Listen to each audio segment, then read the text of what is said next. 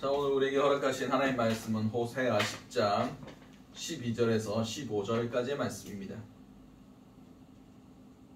호세아 10장 12절에서 25절까지의 말씀입니다. 제가 가진 성경으로는 구약 1265면이 됩니다. 자, 다 찾으신 줄 알고 호세아 10장 12절에서 15절까지의 말씀을 제가 한 절 여러분들이 한 절 교독하시도록 하시겠습니다. 제가 먼저 읽도록 하겠습니다. 너희가 자기를 위하여 공의를 심고 인애를 거두라. 너희 묵은 땅을 기경하라. 지금이 곧 여호와를 찾을 때니 마침내 여호와께서 오사 공의를 비춰러 너희에게 내리시리라. 너희는 악을 박하라 죄를 거두고 거짓 열매를 먹었나니 이는 내가 내 길과 내 용서의 많음을 이래하였습니다. 그러므로 너희 백성 중에 요란함이 일어나며 내 산성들이 다 무너지되 살만이 전쟁의 날에 벳아벨을 무너뜨린 것 같이 될 것이니라. 그때에 어머니와 자식이 함께 부서졌도다. 너희의 큰 악으로 말미암아 베드엘의 이같이 너희에게 행하리니 이스라엘 왕이 새벽에 정령 망하리로다. 아멘. 자, 오늘 우리에게 허락하신 호세아 10장 12절에서 15절까지의 말씀을 가지고 묵은 땅을 기경하라 라는 제목으로 함께 은혜를 나눴으면 좋겠습니다. 호세아 선지자는 북이스라엘의 가장 부강했던 때의 왕이었던 여로보암 2세 말기부터 시작해서 주전 755년부터 723년까지 북이스라엘 멸망 직전까지 선지자를 했던 사람입니다. 여로보암 2세는 북이스라엘에서 가장 부강한 때를 통치했던 왕이었습니다. 이유를 여러 가지 살펴볼 수 있겠지만 우선은 그의 아버지였던 히스기야가 하나님을 잘 섬겼어요. 하나님 앞에 의로움다 평가받은 왕이었습니다. 다윗 왕이, 솔로몬 왕이 하나님께서 보시기에 악을 행하고 우상을 숭배하고 여러 가지 것들을 행하였지만 그의 아버지 다윗 때문에 이 나라를 분열시키지 않겠다, 내 대에 듣는 분열시키지 않겠다 라고 약속해 주셨던 것 같이 그의 아버지 히스기야가 있었기 때문에 그의 여로보암 2세의 통치 때는 온갖 부유함을 다 누릴 수 있었습니다. 근데 이 히스기야 왕과는 달리 여로보암 2세는 아버지를 닮지도 않고 아버지가 믿고 의지했던 하나님을 따르지도 않았습니다. 우상 숭배가 그 모든 풍요와 모든 것들을 자신의 것으로 여기고 군사력을 의지하고 동맹을 의지하고 우상을 숭배하고 그런 하나님 앞에 죄악됨을 보이게 됩니다. 그래서 많은 선지자들이 이때 일어나서 여로보암 때의 회개를 촉구하고 이제 하나님께 돌아가야 된다라는 것들을 계속 선포했던 그런 역사들이 있습니다. 아모스 선지자도 그랬고 호세아 선지자도 그랬습니다. 그러나 듣지 않았고 결국 여로보암 2세가 죽은 후에 그 부강했던 나라가 30년 만에 아수르에 의하여 멸망당하는 것을 볼 수 있습니다. 오늘 호세아 선지자의 예언 가운데서도 너희가 회개하지 아니하면 멸망당할 것이다 라는 내용들이 가득 차 있습니다. 호세아 선지자 할 때 우리가 제일 먼저 생각나는 게 뭡니까? 바로 그의 아내였던 고멜이었습니다. 고멜은 음란한 여인이었고 정결하지도 않고 선지자로서 가까이 해야 할 여자가 아니었습니다. 그런데 하나님께서 그에게 말씀하셔서 그 음란한 여자였던 고멜을 아내로 맞아들입니다. 결혼하고 잘 살면 될 건데 또 도망가서 음란한 행위를, 그런 바람을 피고 음란한 행위를 하고 있을 때 하나님께서 명령하셔서 가서 돈을 주고 다시 고멜을 데려와라. 이런 식으로 계속해서 반복합니다. 하나님께서 이 호세아의 행위를 통해서 고멜과 호세아의 관계를 통해서 무엇을 말씀하고 싶어 하셨겠습니까? 너희가 지금 그 고멜과 같은 상황이다. 너희가 너희를 구원하고 너희를 창조하고 너희를 이끌어낸 여호와 하나님을 사랑했지만 그 사랑이 식어버리고 다른 우상들에게 지금 너의 마음이 빼앗겨 있다. 너희가 그 우상들을 사랑하고 나를 사랑하지 않는다. 그러나 나는 너희를 사랑하고 너희가 우상에게 팔려간 그 상황 가운데서도 내가 너희를 다시 값을 주고 끝까지 사랑할 것이다 라고 표현해 주신 것입니다. 자, 오늘 본문을 보도록 하겠습니다. 오늘 10장부터 하나님께서 이스라엘을 향하여 회개를 촉구하시면서 이제 징계할 것을 말씀하고 계십니다.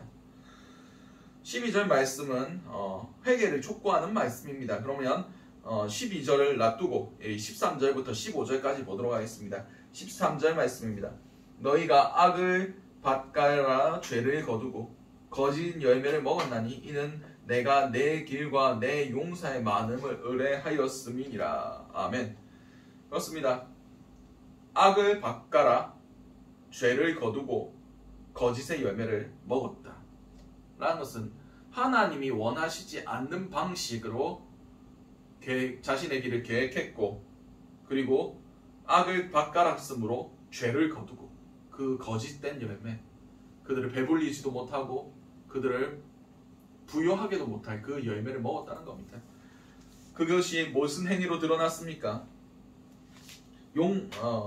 내가 내 길과 내 용사의 많음을 의뢰하였습니다. 아까도 말씀드렸듯이 여로보암 2세 때는 북이스라엘이 가장 부강할 시기였습니다. 최전성기를 달리고 있을 때였어요. 군사적, 외교적 모든 부분에서 가장 많은 땅을 차지해왔고 기근이나 부족, 배고픔 그런 것도 찾아볼 수 없을 때였습니다. 그러나 그들이 무엇을 의지했습니까? 여호와 하나님을 의지한 것이 아니라 용사의 많음, 그 부유한 부를 가지고 전차를 사고 기병과 군사력을 키우고 그 훈련된 용사들을 무장시키고 그런 것들을 여호와 하나님보다 더 의지했다는 겁니다. 세상의 방식으로 자신의 국가를 이끌어 나아갔다는 겁니다. 이스라엘의 주인은 누구십니까? 왕이 아닙니다. 이스라엘을 지키시는 자가 누구십니까? 군사가 아닙니다. 용사들이 아닙니다. 철병거가 아닙니다. 이스라엘을 주인은 여호와 하나님이시며 이스라엘을 지키시는 분은 여호와 하나님이심을 그들은 잊어버렸습니다. 그래서 다른 나라들이 하는 것처럼 군사력을 키우고 하나님을 의지하지 않고 다른 무언가들을 의지하기 시작했다는 것입니다. 그것이 여호와 하나님 보시기에 악을 밭가라 죄를 거두고 그 거짓된 열매를 먹은 행위가 하나님 외에 다른 것을 의지하도록, 다른 것을 신뢰하도록, 하나님을 신뢰하지 않고 하나님을 버리도록 만들었던 것이라는 것을 말씀하고 계십니다. 14절 말씀입니다. 그러므로 너희 백성 중에 요란함이 일어나며 내 산성들이 다 무너지되 살만이 전쟁 날에 벳아벨을 무너뜨린 것 같이 될 것이라. 그때에 어머니와 자식이 함께 부서졌도다. 아멘. 오늘 본문에 살만이 나옵니다. 이 살만 5세는 아수르의 왕으로서 주전 727년부터 722년까지 통치했던 왕으로서 사마리아를 포위하고 3년간을 포위하여 있었습니다. 그래서 사마리아 안에 극심한 기근, 극심한 굶주림이 익막의 댐을 통하여 결국 3년 만에 이 사마리아를 멸망시켰던 사람이 이 살만 5세였습니다. 아수르의 왕으로서. 그것을 의미하며 여기서 벳아벨은 성경에 어딘지 나와 있지 않습니다. 근데 유대인의 역사학자였던 요세푸스의 기록에 의하면 갈릴리 남동쪽 23km에 있는 아르벨라였을 것이다 라고 말하고 있습니다. 그렇듯 그들이 의지했던 그 모든 것들이 아무 의미가 없게 될 것이다. 그들이 의지했던 군사력, 그들이 의지했던 산성, 그들이 의지했던 우상들 다 하나님이 들어 쓰시는 그 살만 5세 하나님을 심판하시는 그것으로 인하여 다 무너질 것이다. 그리고 그때에 어머니와 자식이 함께 부서졌도다. 아들이 먼저 어린 아이가 던져지고 그 위에 그 부모가 던져질 것이다 라는 뜻입니다. 그렇듯 철저한 심판을 받을 것이다 라는 것을 의미하고 있습니다. 15절 말씀입니다. 너희의 큰 악으로 말미암아 베델이 이같이 너희에게 행하리니 이스라엘 왕이 새벽에 정령 망하리로다. 아멘. 여기서 베델이 나옵니다. 베델이 처음 나온 곳은 바로 야곱과 관련된 일화입니다. 야곱이 그의 형을 피해서 어디로 갑니까? 라반의 집으로 도망가게 됩니다. 자신의 삼촌이었던 갈대아 우르에 있는 라반의 집으로 도망갑니다. 도망가다가 어느 날 돌베개를 베고 잠을 자고 있는데 천사들이 사닥다리에서 왔다 갔다 하는 것을 보고 하나님이 그와 언약의 말씀을 주십니다. 네가 돌아오게 될 것이다. 내가 너를 통해서 큰 민족을 이룰 거다 라고 말씀해 주셨습니다. 그 꿈을 꾸고 야곱이 여기가 하나님의 집이었다 라고 얘기하면서 벳이 집이고 엘이 하나님입니다. 하나님의 집이다 라고 하면서 이곳을 베델이라 이름하였습니다. 그리고 성전이 지어지기 전까지 이 베델이 이스라엘의 종교의 중심지였습니다. 이곳 가운데 성막이 있었습니다. 하나님을 예배하는 처소, 그 언약궤와 그것들이 있었고 사무엘도 순회하면서 이 베델을 중심으로 하나님의 말씀을 전하고 백성들을 심판했습니다.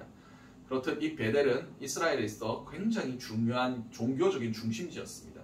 그런데 성전이 건축되고 종교의 중심지가 예루살렘으로 넘어가게 됩니다. 그런데 이제 남과 북이 분열되기 시작합니다. 북이스라엘과 남유다로 나눠지면서 공교롭게도 그때 왕의 이름이 여로보암 1세였습니다. 여로보암 1세가 북이스라엘의 첫 왕으로서 이제 여호와를 섬기는 그런 절기들이 있지 않습니까? 절기를 지키려 우리가 예루살렘으로 가야 된다라는 사람들이 나타나기 시작합니다. 하나님이 우리에게 예배 드리라고 했다. 그러니까 우리가 예루살렘 가서 하나님의 성전에서 예배 드리고 싶다라는 민원들이 계속 들어오니까 여로보암 1세가 이 베델에다가 금 송아지를 만들어 버립니다. 그리고 그 금 송아지를 백성들 앞에 보여주면서 이것이 너희를 인도한 하나님이다. 이제 예루살렘 갈 필요 없이 이곳에서 예배를 드리면 된다 라고 얘기했습니다. 다시 말해서 하나님을 예배하는 중심지였던 그 베델이 우상의 숭배의 중심지가 되어버립니다. 그들이 심판받아야 되는 이유는 군사력을 의지한 것도 있겠지만 이 베델이 그들의 예배가 그들을 향한 하나님을 향한 신앙이 우상 숭배로 변질되었음을 얘기하고 있는 겁니다. 우리가 잘못된 신앙을 가지고 하나님을 예배하고 있었다는 겁니다. 그럼을 통해서 이스라엘 왕이 새벽같이 정령 망하리로다 라고 말씀하십니다. 새벽같이란 것은 무슨 뜻을 의미합니까? 새벽은 가장 어두울 때 여명이 비칩니다. 가장 큰 죄악들이 임할 때, 이 땅 가운데 죄악이 관영할 때, 아무런 소망과 아무런 희망이 없을 때, 그때 다가오는 것이 이 새벽입니다. 어김없이 어둠을 뚫고 새벽은 오게 되어 있습니다. 이 땅 가운데 그들이 여호와를 잘 섬기고 있다가 심판받는 것이 아니라 그들이 악이 관영할 때, 그들의 죄악 가운데서 새벽같이 하나님의 광명하심으로 그들이 심판받게 될 것이다. 하나님이 빛을 주시기 위해서, 광명한 새날을 주시기 위해서 그들이 멸망당할 것이다 라고 말씀하시는 겁니다. 결국 북이스라엘의 멸망은 하나님의 뜻이었고, 그들이 더 하나님을 온전히 섬기게 하기 위해서, 하나님의 뜻을 이루기 위해서 그렇게 하셨다는 것을 의미하고 있습니다. 이제 이러한 가운데 12절을 보도록 하겠습니다. 12절 말씀입니다. 너희가 자기를 위하여 공의를 심고 인애를 거두라. 너의 묵은 땅을 기경하라. 지금이 곧 여호와를 찾을 때니 마침내 여호와께서 오사 공의를 비처럼 너희에게 내리시리라. 아멘. 지금까지의 현 상황이 13에서 15절까지였습니다. 그래서 그 현상에 대해서 하나님께서 이제 이렇게 진행할 거다. 내가 너희를 심판할 거다. 베델에서 이런 일들이 일어날 것이고 모든 왕들이 다 멸망당할 거다. 라고 얘기했습니다. 그러니 지금 너희가 해야 할 것이 무엇이냐? 공의를 심어 긍휼을 거두라. 인애를 거두라. 너희의 묵은 땅을 기경하라. 라고 말씀하십니다. 자기를 위하여 공의를 심어야 합니다. 공의는 하나님 앞에 하나님의 의를 행하는 것입니다. 너희는 먼저 그의 나라와 그의 의를 구하라. 이것이 공의를 구하는 것입니다. 그럴 때 하나님의 인애, 하나님의 긍휼하신 우리 가운데 임하게 될 것입니다. 복 받고 싶으면 복 받을 짓을 해라. 너희가 먼저 하나님께 요구하기 전에 하나님께서 원하시는 것이 무엇인지 찾아서 그것을 심어라. 하나님의 뜻대로 행해라. 하나님이 너희에게 요구하신 것대로 행하라. 그러면 그 심판날에라도 내가 너희에게 긍휼을 내릴 것이다. 내가 너희에게 인애를 베풀 것이다. 너희를 위하여 그 심판 때에 살아남고 싶으면 그렇게 해라. 라고 말씀하시는 겁니다. 그리고 묵은 땅을 기경하라 라고 말씀하십니다. 이 묵은 땅이 무엇입니까? 바로 우리의 마음밭입니다. 우상 숭배로 인하여 하나님을 온전히 섬기는 것이 아니라 하나님께서 주실 복을 섬기고 이 땅 가운 하나님의 관점과 하나님께서 원하시는 바는 아무런 관심 없이 그냥 하나님을 우리의 뜻대로 이용해 먹으려고 했던 그 모든 잘못된 우리의 강팍해진 마음, 딱딱히 굳어버리고 하나님이 원하시는 바가 이루어지며 싹트고 열매 맺어야 할 그 땅들, 아무것도 거두지 못하고 아무런 관리를 받지도 못한 그 마음밭을 이제 기경하라는 겁니다.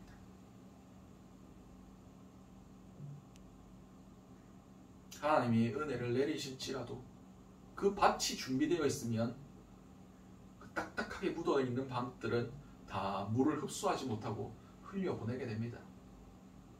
그러나 그 딱딱한 그 마음밭을, 길가 같은 밭들을 쟁기질로 다 파내고 딱딱한 것을 깨뜨리고 그리고 돌짝밭 같은 마음 가운데 그 돌들을 제거하고 가시떨기가 먼저 숨겨져 있던 그 가운데 우리의 쓴뿌리들을 주의 성령의 불로 태울 때에 우리 가운데 그 밭들이 옥토로 변할 것이고 주님의 말씀과 주님의 뜻, 주님의 계획하심이 우리 마음속에 심겨질 때 주님의 베풀어 주실 그 은혜의 빗줄기를 통하여 마침내 주님께서 열매 맺게 하실 겁니다. 뭐 이거는 여로보암 때의 이야기고 호세아 때의 이야기지 지금 그게 우리와 무슨 상관이냐 라고 생각하실 겁니다. 주님께서는 새벽같이 이 땅을 멸하실 겁니다. 다시 말해 이 땅에 죄악들이 관영할 때에, 죄악이 흘러넘칠 때에, 마지막 때에 이 땅을 심판하십니다. 이 땅 가운데 재난과 고난과 역경과 그런 마지막 때의 징조들이 일어날 것입니다. 그때 우리가 우리를 위하여 공의를 심지 않으면 하나님의 은혜를 구할 수 없습니다. 우리의 묵은 땅을 기경하지 않으면 그때 우리가 주수할 곡식이 없습니다. 지금이 여호와를 찾을 때입니다. 지금이 밭을 기경할 때고 지금이 곡식을 주수해서 곡간에 넣을 때입니다. 이제 영적 기갈이 시작될 겁니다. 이제 영적인 박해가 시작될 겁니다. 우리가 예배드리지 못하게 하고 모이지 못하게 하고 하나님의 은혜가 희귀해지는 그런 때가 올 겁니다. 심판의 때가 옵니다. 그럼 우리는 그때를 위해서 무엇을 해야 됩니까? 조금이라도 더 많은 것들을 심어야 되고 더 많은 것들을 거둬야 되고 더 많은 씨들을 뿌려야 됨을 통하여 마지막 때에 우리가 먹을 것을 준비해야 됩니다. 하나님이 마지막 때에 그것을 준비하라고 말씀하고 계십니다. 지금 바로 이때가 은혜 받을 때입니다. 고린도후서 6장 2절 말씀입니다. 이르시되 내가 은혜를 베풀 때에 너에게 듣고 구원의 날에 너를 도왔다 하셨으니 보라 지금은 은혜 받을 만한 때요 보라 지금은 구원의 날이로다. 지금 안 하면 늦습니다. 심판 때에 마지막 때에 우리가 준비되어 있지 못하면 그때 준비하겠다 안 될 겁니다. 힘들 겁니다.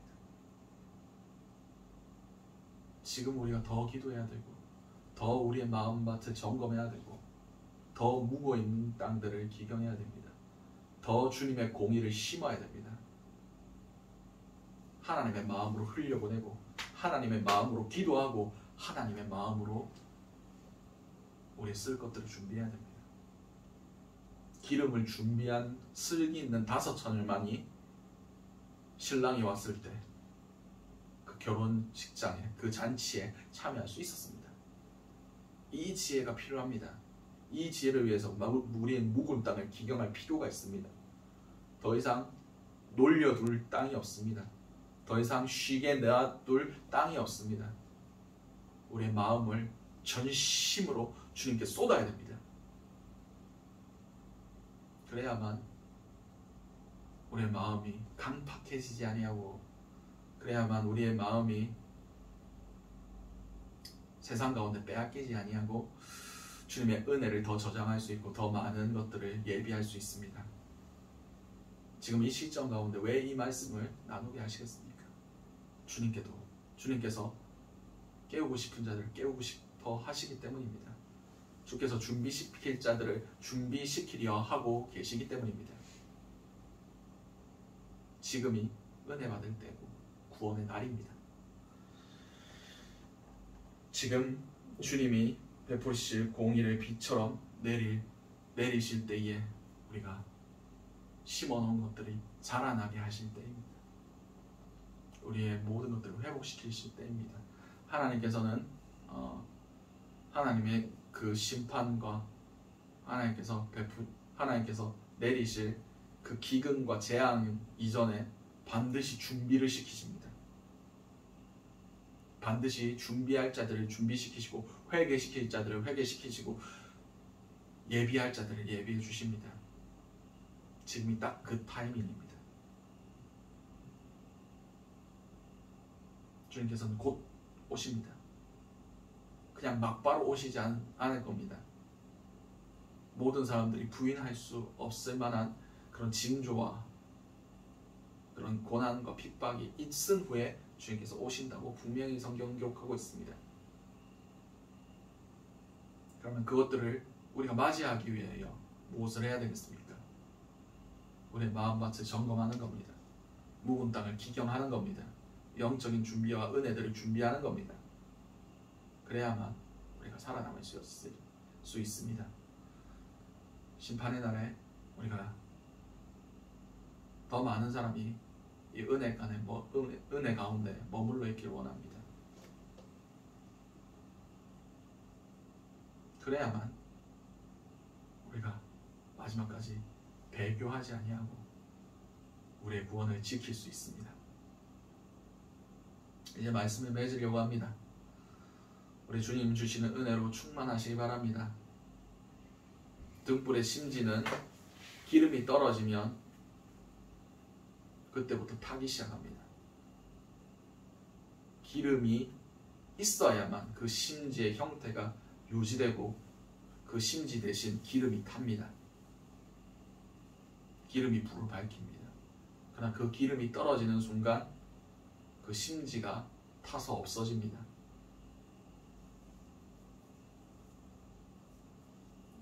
우리 가운데 이 성령의 기름, 주님의 은혜, 이것이 마르지 아니하도록 기도하실 수 있는 저와 여러분들이 되시기 바랍니다. 기도하시겠습니다. 사랑과 은혜가 충만하신 아버지 그대 너무나 감사드립니다. 오늘 호세아 선지자를 통하여 우리를 깨우시고 우리를 마른 땅을 기경하게 하시고 우리가 마지막 때를 준비하게 하심을 너무나 감사드립니다. 주님, 우리 가운데 아직 전심을 다하여 주님을 향하지 못하는 것들이 있다면, 우리의 묵은 땅들이 있다면 발견하게 하시고 그 딱딱한 마음 가운데 주님의 은혜를 베푸사 아버지 그것 가운데 그 땅을 기경하게 하시고, 그러면 통해서 우리가 주님의 공의를 그 땅 가운데 심어 마지막 때에 주님의 은혜가 그곳 가운데 열매 맺을 수 있길 원합니다. 주여, 우리의 남은 시간들을 계수하는 지혜를 허락하여 주시고, 그러면 통해서 우리가 이 남은 시간 동안 만반의 진부리를 다함을 통하여 우리의 믿음을 지킬 수 있는 그런 자들 될 수 있게 도와주시옵소서. 이 모든 것들이 살아계신 우리 주 예수 그리스도 이름으로 기도드렸습니다. 아멘.